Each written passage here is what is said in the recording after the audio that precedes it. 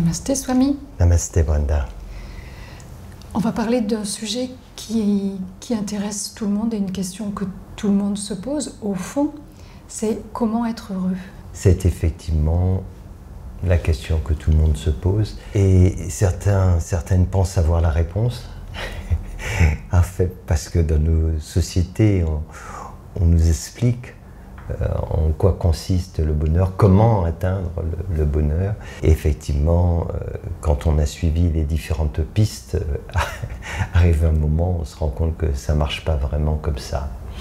Pour dire les choses simplement, on pense qu'on parviendra à être heureux en ayant une famille, d'abord sur une relation de couple, harmonieuse, une famille, des enfants, un bon travail, etc.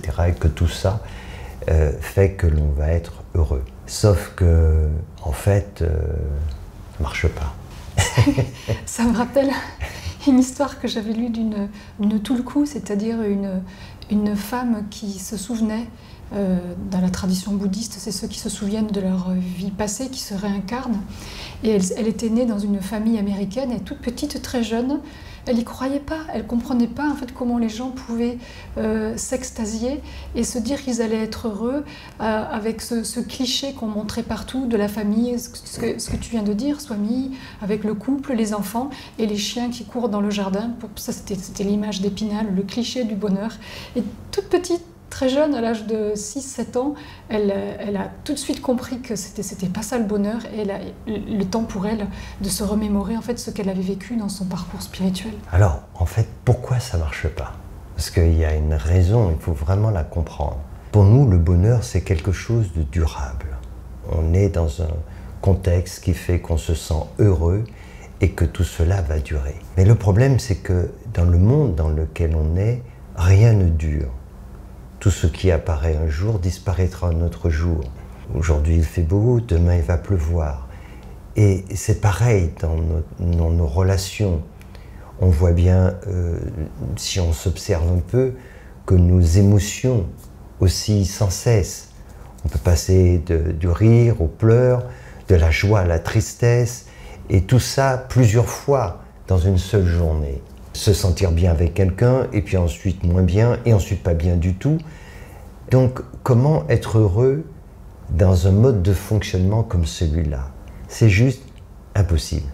Au départ, on dit que le bonheur, c'est une relation conjugale harmonieuse, etc. Sauf que l'harmonie, ça ne va pas durer, ça ne marche pas comme ça, c'est pas de façon linéaire. Le travail, il y a des moments agréables, il y a des moments qui le sont moins, etc. Toutes ces expériences nous montrent finalement que ce n'est pas ce qu'on imagine du bonheur. Alors après, il y a beaucoup de gens se résignent en se disant ben, c'est comme ça. Après tout, j'ai quelqu'un qui je m'entends à peu près bien, j'ai un boulot qui permet de bien gagner ma vie et le patron m'embête pas trop, etc. Donc, on est dans une forme de résignation. Et puis, ce qui fait qu'on se dit finalement, on n'est pas si malheureux que ça, c'est parce qu'on voit d'autres qui ont l'air pires que nous.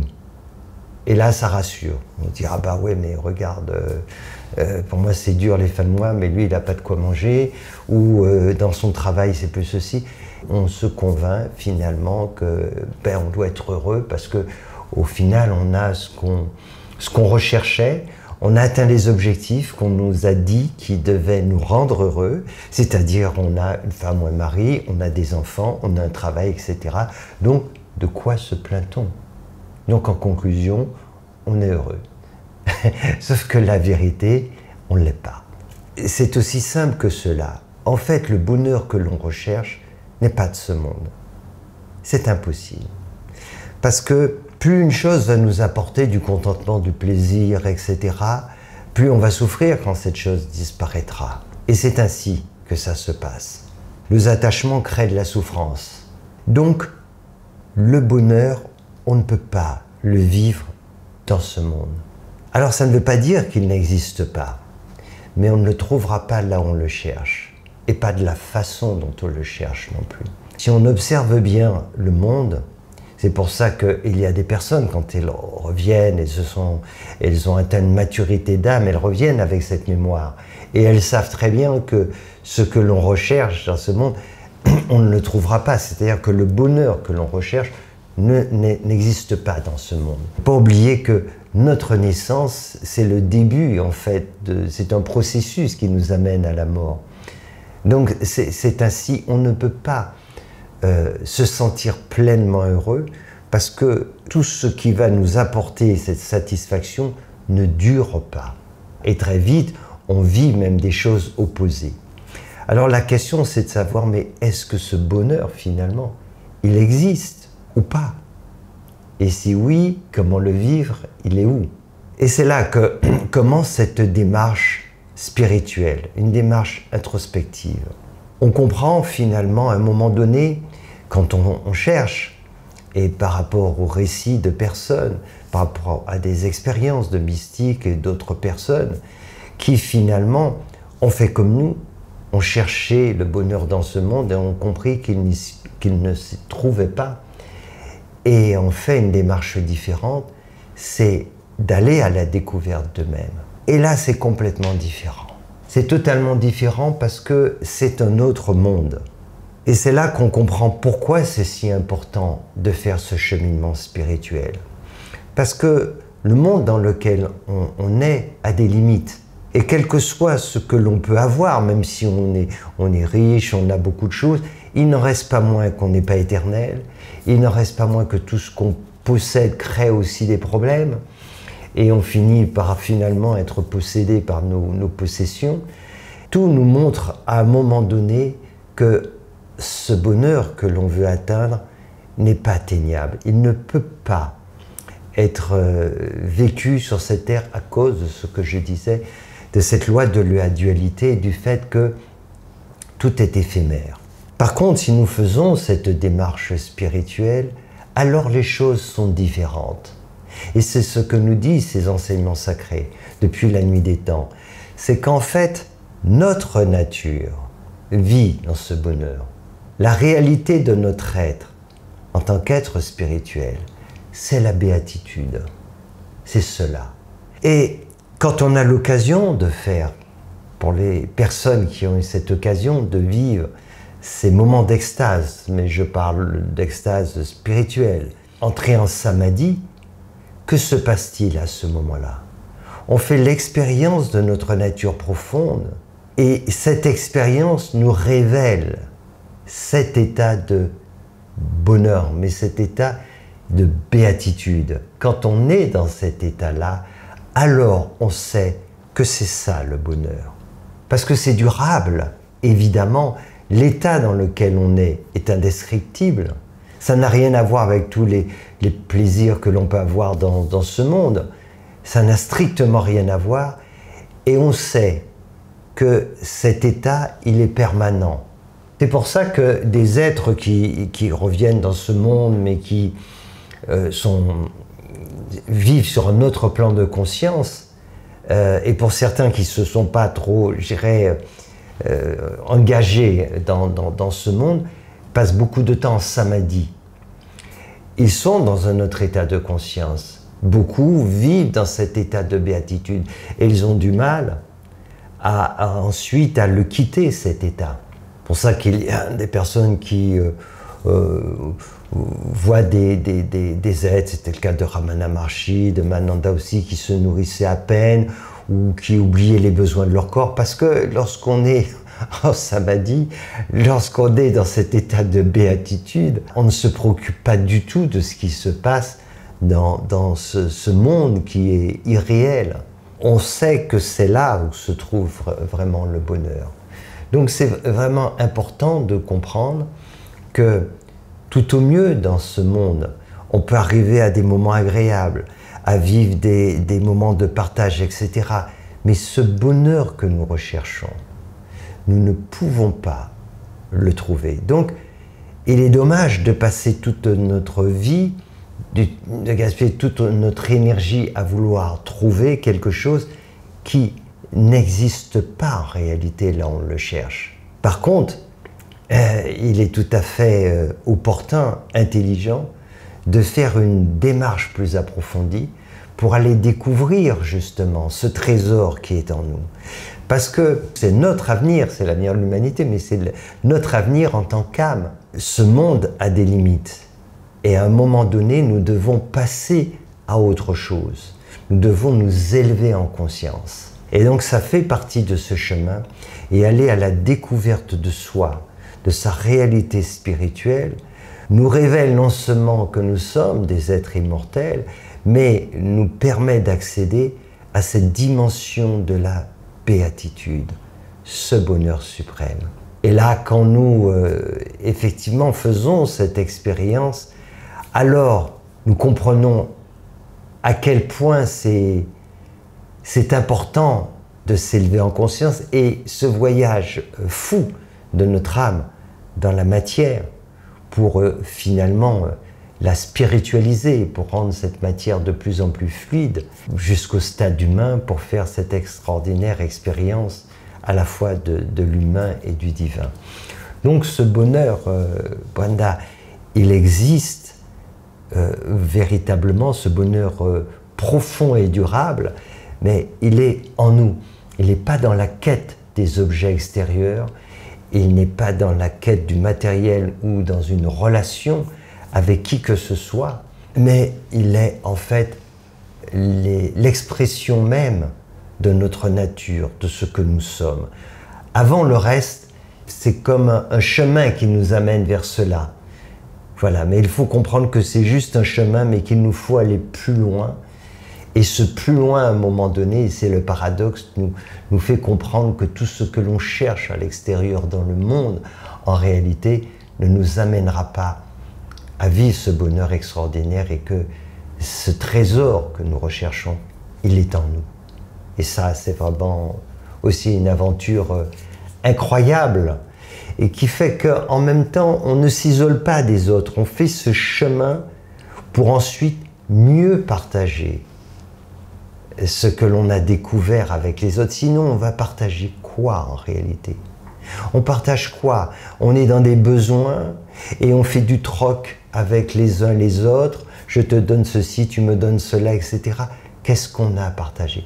Alors qu'en fait, lorsqu'on fait ce chemin spirituel et qu'on découvre notre réalité profonde, qu'on donne naissance à cette divinité qui est en nous, alors ce bonheur ineffable que l'on va vivre, il va aussi quelque part s'extérioriser. Les gens vont le ressentir, ils vont le percevoir, ils en auront un écho, et ça va motiver beaucoup d'autres personnes à faire cette démarche. Et quand on fait cette démarche, alors on est vraiment dans des relations d'amour avec les autres. Et donc, ce qui fait que on peut être dans ce monde et vivre en étant heureux.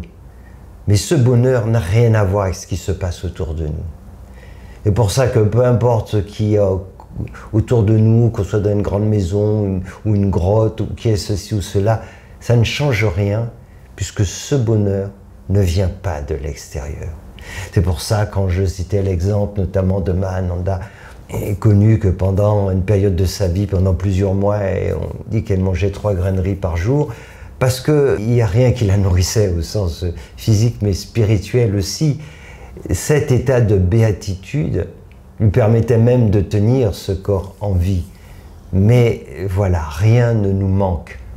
Et de voir cela, de donner la possibilité à d'autres de partager ces moments, de se rendre compte que ce trésor est en nous, alors ça motive pour faire une telle démarche. Et ensuite, ce trésor, eh ben, on peut le partager autour de nous, car cet amour, effectivement, que l'on découvre en soi est infini, et donc peut se distribuer à profusion. Et ce qui est extraordinaire dans le fait d'accéder à ce bonheur dont tu parles, c'est que c'est une véritable libération. C'est-à-dire que dans cet état-là, on ne ressent plus de besoin, de désir, de peur. On n'est plus soumis aux circonstances extérieures, peu importe où on se trouve, quelles sont les conditions dans lesquelles on est. ce bonheur aussi, il a cette caractéristique d'être inaltérable. Et c'est une véritable libération, parce que si ce bonheur, il ne dépend plus de l'extérieur, ça veut dire que c'est la fin de la souffrance aussi. Oui, et c'est tout à fait juste. Et il y a un prix à payer pour ce bonheur. C'est justement de se détacher de tout cela. C'est de comprendre que tant qu'on est attaché à tous ces plaisirs, et donc on entretient ses besoins, alors on va être tourné vers l'extérieur, on va être dépendant de tout cela. Donc à un moment, il faut faire le choix de se rétracter et de se dire stop. Je vais chercher maintenant à l'intérieur. Alors c'est une vraie démarche, parce qu'au départ, on n'y trouve rien, et on fait tout un parcours, on sait ce que l'on quitte, on sait ce à quoi on renonce, mais on n'a pas découvert encore, on ne vit pas encore ces moments-là. Mais si on fait preuve de persévérance et qu'on poursuit ce chemin, alors progressivement ça va se faire. D'abord, on va sentir nos besoins extérieurs cesser de nous tirailler. Et ça, c'est une première chose. On va sentir un grand apaisement. Et à un moment donné, le simple fait de ne plus se sentir tiraillé par nos besoins va nous apaiser énormément. C'est un bien fou. On va sentir qu'on n'a pas besoin de tout cela, et au contraire. Et c'est ce qui fait qu'après, on va même se protéger de toutes ces choses extérieures. Et ensuite arrive une nouvelle étape où on va à la découverte de ce trésor intérieur, et là, cette lumière va commencer à grandir, et après, voilà. C'est quelque chose aussi de très intéressant, parce que des fois, des personnes ne comprennent pas, ils voient des gens qui sont là, qui vont méditer, et puis qui rentrent dans un état d'extase, et puis 8 heures, 10 heures, 12 heures après, ils sont toujours là, on ne comprend pas ce qui se passe. En fait, quand on rentre dans cet état d'extase, et qu'on en revient, on a l'impression que ça a duré 5 minutes. On n'est pas dans la même notion de temps. On perd complètement cette notion de temps ici. C'est pour ça que ça peut durer des jours. Il y a des gens qui restent comme ça des jours, quand ils reviennent, ils n'ont pas du tout cette notion de temps. Il faut dire que ça a un impact sur le corps physique qui est remarquable. C'est-à-dire, je crois même à certains niveaux de samadhi que les fonctions vitales sont suspendues. Les personnes n'ont même plus quasiment besoin de respirer. Mais en tout cas, on ne ressent ni la soif, ni la faim, ni le sommeil, la fatigue. Si on a des douleurs, on les oublie. Ouais. C'est vraiment la béatitude. Oui, donc c'est un état extraordinaire. Et en plus, il y a des effets secondaires qui se prolongent aussi. Même lorsqu'on en sort, qui se prolonge et qui fait qu'on ressent cette paix profonde, ce contentement, même si on n'a pas vécu un samadhi complet, mais si on a fait une expérience mystique, une expérience d'extase, certains le font de façon temporaire, à ce moment-là, on peut déjà goûter cette expérience. Et là, on comprend qu'il n'y a pas de problème, qu'il n'y a pas à s'inquiéter de ce qu'on va perdre, qu'au contraire, une fois qu'on a goûté à cela, on n'a qu'une envie, c'est à nouveau y retourner et pouvoir revivre cette joie profonde qui est source d'un contentement que rien n'égale en fait dans ce monde. Et c'est pour ça qu'il faut pratiquer régulièrement la méditation. C'est essentiel. Alors il y a des gens qui vont dire « Oui, mais si on est dans ce monde, c'est pas pour passer 10 heures par jour en méditation. » C'est une erreur. Il faut comprendre. On est dans ce monde jusqu'à un certain temps, jusqu'à une certaine limite, jusqu'au moment où on a expérimenté les différentes facettes et qu'on a compris qu'il faut passer à autre chose. C'est ça en fait. On a compris que ce monde, en réalité, est un monde de souffrance. C'est ça en fait, parce que tout ce à quoi on tient va disparaître. Le plaisir va laisser sa place à la souffrance, etc. Donc, une fois qu'on a suffisamment expérimenté le monde, qu'on le comprend, on a compris que c'est de la pacotille, que toutes ces richesses, on regarde ces choses, ces possessions, les belles maisons, etc. Mais on ne possède rien en réalité. Et plus on veut posséder de choses, et plus ce sont les choses qui nous possèdent et qui nous rendent esclaves. Une fois qu'on a compris tout cela, alors on a fini son parcours sur le stade humain. On a suffisamment expérimenté. Et là, Il nous faut passer à autre chose, révéler le divin. Et on ne va pas révéler le divin en voyageant à droite à gauche, en allant à Las Vegas, pour aller passer de nuit à jouer et essayer de faire fortune ou dilapider notre argent. Ça n'a aucun sens. On a compris à ce moment-là que pour parvenir à nous élever en conscience, il faut libérer cette dimension spirituelle. Et pour ça, entrer en méditation. Justement, se rétracter, comme la tortue qui va se rétracter, rentrer dans sa carapace. Nous, il faut rétracter nos sens pour aller à la découverte de cette dimension spirituelle. Et ça, c'est vraiment important. Et comprendre qu'il y a différentes étapes.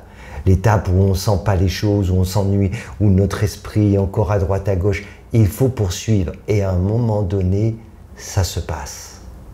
Et là, on va commencer à entrer dans une nouvelle dimension. Et c'est comme ça qu'on va pouvoir quitter ce stade humain pour pouvoir continuer notre cheminement. Quand on dort, on a un aperçu. Et on a besoin de ce sommeil. On a besoin d'interrompre nos activités. Et là, on dort, le corps se repose totalement. Et puis, on est en phase de sommeil, on rentre dans une autre dimension. Et bien, la méditation nous permet d'entrer dans une autre dimension qui n'est pas le rêve, mais qui est notre dimension spirituelle et qui finalement est notre réalité.